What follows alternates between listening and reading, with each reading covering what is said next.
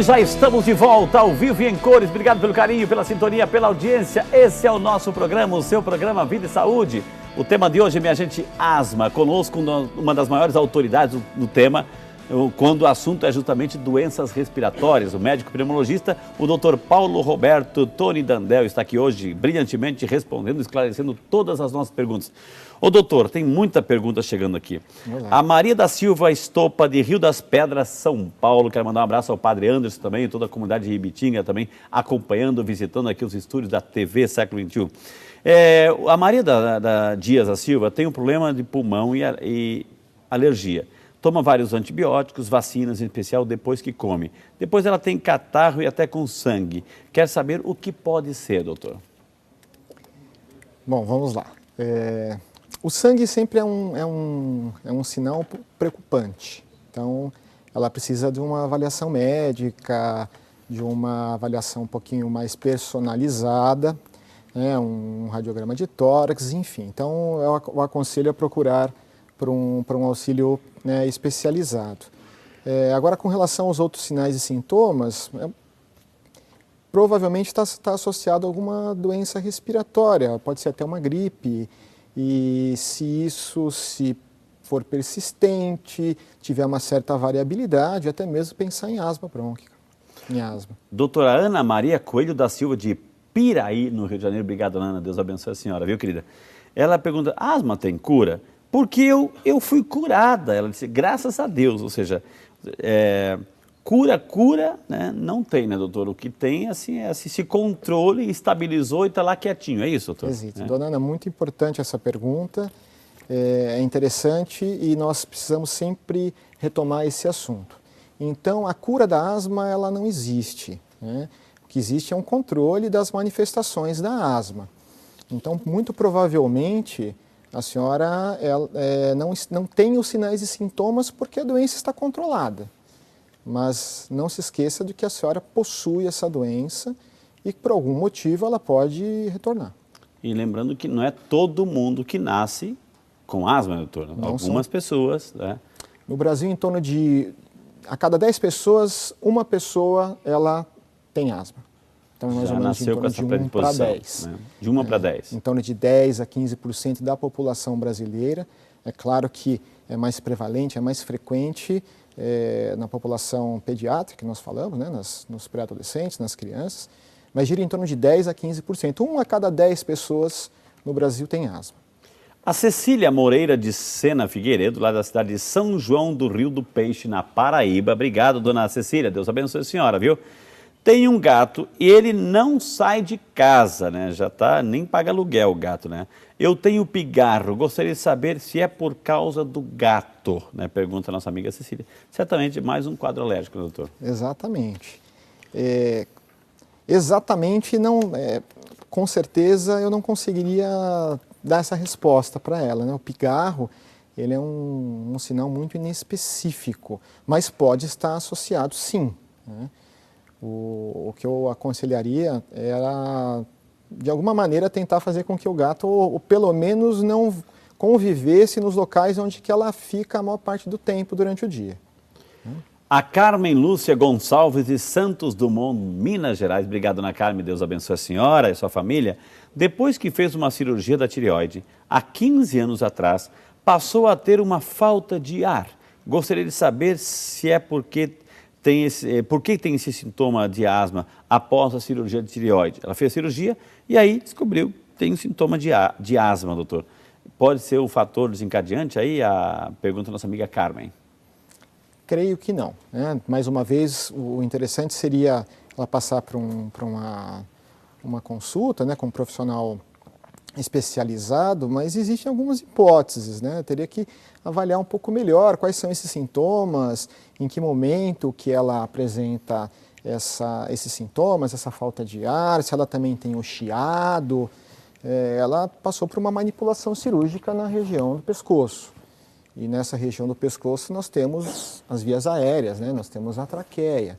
Então, vamos supor, agora supondo talvez um chiado um pouquinho mais na região superior, talvez um estreitamento da traqueia, precisaria passar por uma avaliação um pouquinho mais personalizada. Ô, doutor Paulo, a gente sabe, o senhor já explicou muito bem que a asma produz aquele chiado, né? O que mais? Ou seja, a pessoa tosse, a pessoa tem febre, o que mais? Quais são os outros quadros sintomáticos da asma, doutor? Então, é comum, né, na apresentação. Então, por que acontecem os sinais e sintomas? Então, nós temos as vias aéreas. As vias aéreas, elas têm, dependendo da localização no pulmão, elas possuem um certo calibre, né?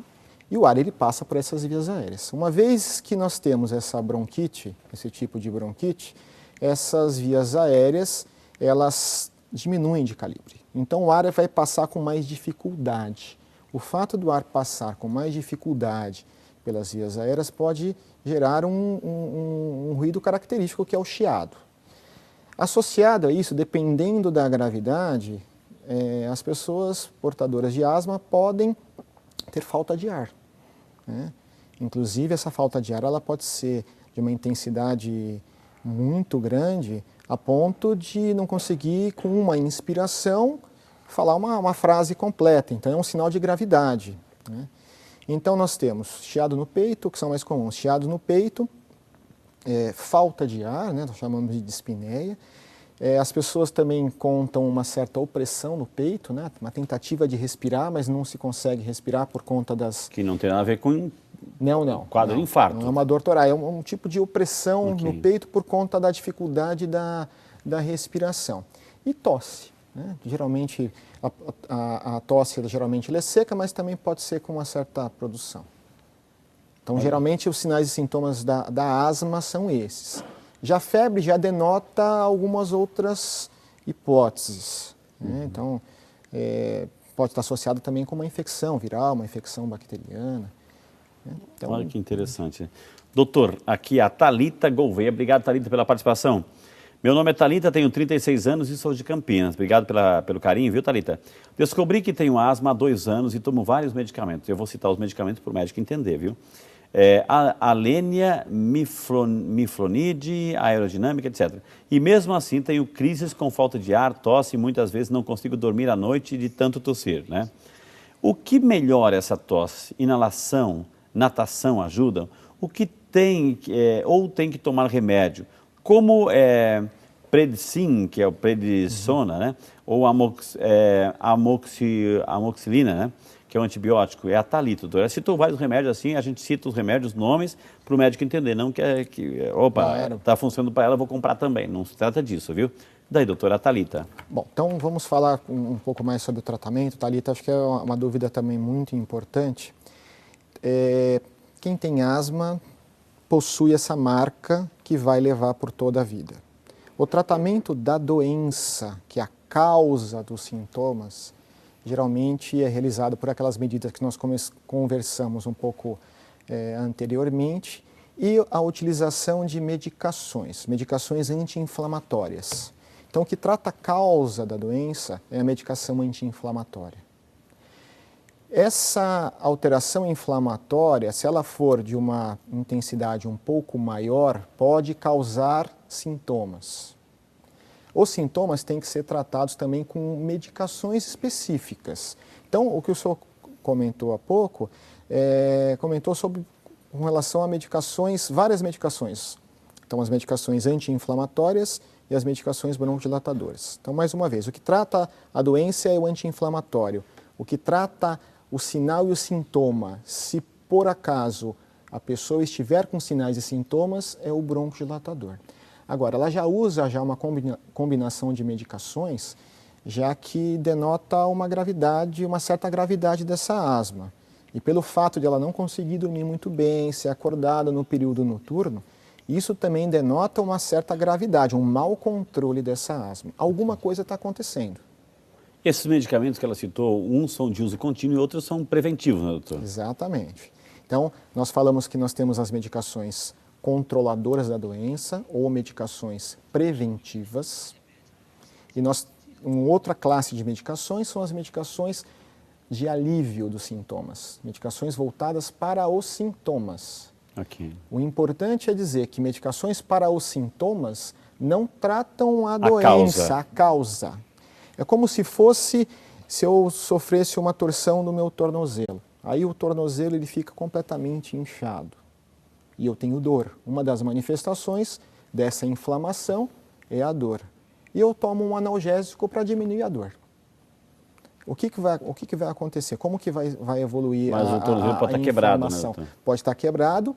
Essa é a causa? Exatamente, essa é a causa. O sintoma é a dor. O sintoma é a dor. Então eu vou estar atuando no sintoma. Pode ser que eu não sinta, mas a causa ela continua. A partir do momento em que o efeito do analgésico passa, 4, 6 horas, dependendo do analgésico, a dor ela retorna. A mesma coisa que acontece com a asma. Eu tenho uma inflamação, que ela geralmente tem uma base alérgica, eu entro em contato com fatores que façam com que essa inflamação aumente, e pelo fato da inflamação ser intensificada, eu tenho sinais e sintomas. Quando eu tenho sinais e sintomas, eu uso os broncodilatadores para alívio, mas ao mesmo tempo eu preciso usar os anti-inflamatórios para tratar a doença. Uma doença. Uma coisa é a doença, outra coisa. Agora, aquele que tem a doença, é bom deixar bem claro que tem que tomar o medicamento de uso contínuo, doutor. Precisa fazer uso da medicação preventiva, a medicação controladora. Doutora, a Priscila Salles, de Recife, obrigado Priscila, que Deus te abençoe. A filha dela é Yasmin, ela vive resfriada, sempre está com chiado no peito, catarro e também apresenta ausculta, fez um raio-x, não apresentou nada no raio-x, etc, etc. Né? E ela também está dizendo assim que é muito alérgica, isso pode agravar, se transformar em uma asma. Pergunta, ela tem um bebê de 1 mês e 9 dias, 1 mês e 9 dias, que está ficando com o nariz entupido e um chiadinho no peito. O que fazer para evitar aí a filha Yasmin, que vive resfriada, enfim, e o nenenzinho de 1 mês e 9 dias, doutora? Vamos começar pela Yasmin. Yasmin, que idade tem? Um pouco mais... Deve ser uma doutora, não foi colocado. Né? Mas deve ser uma criança, um adolescente, vamos interpretar assim. Bom, o raio-x de tórax, ele não tem a função de diagnosticar a asma, né? Ele vai mostrar. Ele vai mostrar, normalmente o raio-x de tórax, na maior parte das vezes, ele é normal. Então, não é com o raio-x de tórax que nós fazemos o diagnóstico. É mais pela conversa, pela história de uma certa alergia, pela variabilidade dos sintomas, enfim, nós conversamos anteriormente. Yasmin pode ter asma. Se isso for uma manifestação um pouco mais frequente, pode ser asma. Com relação ao bebê, né, acho que qual que é o nome do bebê? De 1 ano e 9 dias, doutor. Não disse aqui, doutor. Não comentou. Pode ser asma? Fica difícil nessa faixa etária nós diagnosticarmos asma. Pode ser, mas habitualmente até os 2, 3 anos de idade fica um pouco difícil, porque muitas vezes quando os bebês eles adquirem um resfriado, adquirem uma gripe, eles podem ter chiado no peito, né? E isso não significa que ele tem aquela marca de nascença que se chama asma. E provavelmente, em algumas vezes, ele depois dos 2, 3 anos, pode ser que ele não manifeste mais nada. Então, como que nós vamos fazer o diagnóstico de asma? Normalmente nós temos que esperar um pouco mais, observar essa evolução, essa variabilidade, para depois de 2, 3 anos de idade, nós conseguimos fazer o diagnóstico de asma. Ô, doutor, o Paulo Afonso da Bahia, obrigado, Paulo Afonso, que Deus te abençoe, né? Aliás, não, foi eu que li errado aqui. A Flávia, né, de Paulo Afonso na Bahia. A Flávia de Paulo Afonso na Bahia, corrigindo aqui. Ela tem a pergunta, doutor, meu filho tem dermatite atópica e asma leve. Tem muita alergia a ácaro. Gostaria de saber se há vacinas, né, para asma e se elas são eficientes. Eu vou aproveitar a pergunta aí da Flávia e também aqui, doutor, a Sandra Maria Luciano Pozzoli, né? A Sandra Maria está parabenizando o programa, está mandando um grande abraço, doutor Paulo, obrigado, viu, Sandra? E ela está perguntando, há vacinas que o portador de asma possa tomar para a prevenção? Então, a Flávia e a Sandra, doutor, vacinas aí. É um prazer falar com a Sandra e com quem mais? A nossa amiga Flávia. A Flávia. Então, as vacinas, até no início do programa foi conversado com relação às vacinas para gripe, para influenza sazonal, para H1N1, isso tem um papel importante na prevenção das crises. Sim, uma vez que a gripe, o resfriado, ele pode precipitar uma crise, o fato de nós nos vacinarmos, isso diminui bastante a probabilidade de nós desenvolvermos crises, né, exacerbações. Por isso que é importante, antes, né, do nosso inverno, as campanhas de vacinação. Acho que é mais ou menos nesse ponto que eles estão conversando, colocando. Com relação aos ácaros, os ácaros são fatores importantes no desencadeamento e até na precipitação da asma. Né? Por isso que temos que ter um controle certamente rigoroso nas nossas casas com relação os cobertores, colocar no sol, ventilação. Exatamente, importantíssimo. Ventilação, os cobertores, os colchões, né? Na hora de varrer, então o importante é passar um pano úmido, não varrer, porque aquele material particulado, o pó, ele pode estar no meio, o ácaro ele pode estar no meio também. Okay. Doutor, a Sandra Maria Damião, de Campinas. Vamos ajudar a Sandra aí a dar um puxãozinho de orelha no irmãozinho dela, viu? O irmãozinho da Sandra, é para você, viu? Ela tem um irmão que tem asma e não faz nenhum tratamento, mas usa bombinha. Gostaria de saber o que pode acontecer com ele, pois não vai ao médico e, pasme, toma bombinha por conta própria. Vamos lá ajudar a Sandra, tomara que o irmão dela esteja assistindo, doutor. Bom, o que pode acontecer? Ele pode ter os sinais e sintomas e não conseguir desempenhar os papéis do dia a dia dele. Então, ele pode não conseguir desempenhar o potencial dele no trabalho, com a família em casa, a jogar uma bola. E está tomando bombinha por conta própria. É medicamento, né, doutor? É medicamento. Então, geralmente, as medicações, quando são tomadas por conta própria, nem sempre são utilizadas da maneira adequada, na dosagem adequada. Exato. E aí vem os riscos do uso da medicação. Né? Então, eu aconselharia, se possível, ele procurar um profissional para receber uma outra orientação. Porque talvez hoje ainda ele tenha uma boa saúde, etc., uma relativa boa saúde, mas amanhã pode piorar, né? Então... Exatamente, isso pode acontecer. Então, utilizando a medicação preventiva, uma vez que a medicação seja necessária, isso evita complicações, né? Até mesmo complicações fatais. Doutor, vamos lá para Simolândia, em Goiás. Quem representa é a Daniele Pereira dos Santos. Ela diz assim, doutor, minha mãe, depois que começou a tomar remédio para a pressão alta, começou a ter tosse seca. Quero saber se é por causa do remédio ou asma. Pergunta aí a nossa amiga Daniele sobre preocupação com a mãezinha dela, doutor, que depois que começou a tomar remédio para a pressão alta, começou a ter tosse seca. É asma isso? Boa noite. Interessante essa pergunta e muito importante. Existem algumas medicações que podem desencadear asma, né? E também existem medicações que podem levar o paciente, as pessoas, a terem tosse seca, né? Existem algumas medicações bem específicas. Então, eu aconselho ela procurar o profissional que prescreveu essa medicação e conversar com ele para verificar se essa medicação ela é uma das medicações que possa desencadear a tosse. Entendi. Okay? O Rodrigo Schmidt, de Criciúmai, Rio Grande do Sul. Obrigado, Rodrigo, Deus te abençoe, viu? Gostaria de saber mais sobre bronquite asmática, quais as complicações, duração e tratamento. E vamos aproveitar a pergunta do Rodrigo, o Leandro Cerqueira Martins, de Retiro de Muriá, Rio de Janeiro. Estou com suspeita de bronquite, né? Em meu trabalho, pego bastante friagem. Isso pode me fazer afastar do meu serviço? Quais os riscos corro? Então, bronquite asmática, doutor. É o Leandro e o Rodrigo. Muito bem. Então, mais uma vez, bronquite é um termo genérico. Então, a pessoa que tem bronquite, ela pode ter como a causa da bronquite a asma. Então, uma das possibilidades é sim ter asma, né? Mas essa bronquite pode ser proveniente de alguma outra doença, como, por exemplo, uma gripe, um resfriado. O que vai fazer com que nós pensemos em asma é se essa bronquite ela tem uma certa variabilidade e ela se perpetua ao longo do tempo, ok? Essa perpetuação ela pode ter intensidades diferentes, ok? A segunda pergunta, Freire? A senhora está perguntando aqui, doutor, se os tratamentos, né? Duração e tratamentos da bronquite asmática, doutor, é o Rodrigo, né?